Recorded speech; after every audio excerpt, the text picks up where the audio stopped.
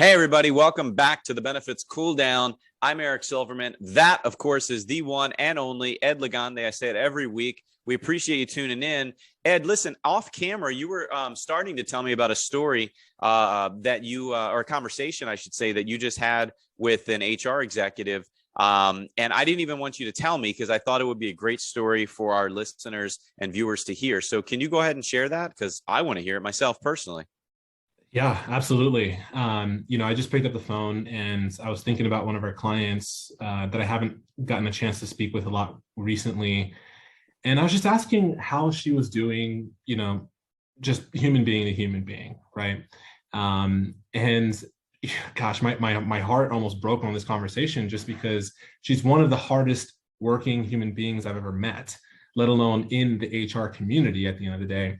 And she's sharing how we're going through the great resignation. They're enhancing benefits, they're enhancing education, they're paying people more and more and more, so much so the organization's profit margins dwindling more and more as well, right? And so there's just a higher and higher and higher demand to try to please employees at the end of the day, yet their turnover is consistently what it seems like it is increasing at the end of the day. There's always an employee that's going to pay a couple of dollars an hour more, so on and so forth. And so, it just makes me kind of sit back and think, the HR job, the human resource job, they're just human beings at the end of the two, and at the end of the day too. And, they have an incredibly, difficult task to take the massive employees that they have at the end of the day and make them as happy as possible, educate them as much as possible. And of course, I think it's an amazing opportunity, right, to enhance an employee experience, but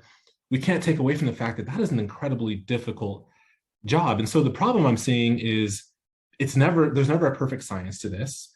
Every employer is different, every employee is different, but how can we, do a better job to help support the HR role, right? They're the heartbeat of an organization, and so what can we do as benefit solution providers and things of that nature to help support the HR role? So I wanted to kind of, share that story with you and get your opinion on that, if you don't mind. Yeah, I mean, no, you're right. It is a difficult position they're in, whether they're the actual quote unquote CHRO, Chief Human Resources Officer, Executive Director of HR, Chief People Officer, HR Generalist. And depending on the size of the company, they might not have an actual HR title. They could be an office manager that does every single thing an HR person does.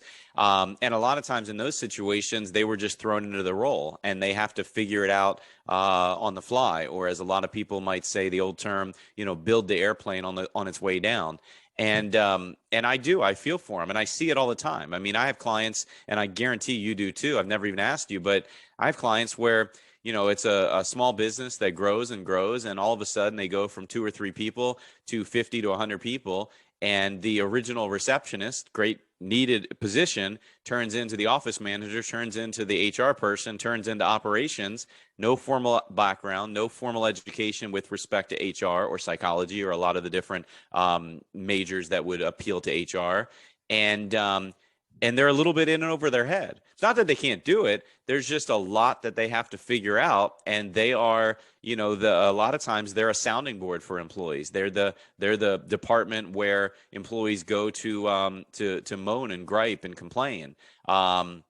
And they have to put a smile face on and try to, give them a pep talk and get them back out there to go to work. And that weighs on people. Where, as you said in multiple episodes in the past, at the end of the day, we are all only human beings. So there's a lot of pressure on that department. And candidly, again, I'm not trying to insult that position at all, but it's not notoriously known, particularly at the HR generalist levels. It's not known for being the absolute most highest compensated position at a company.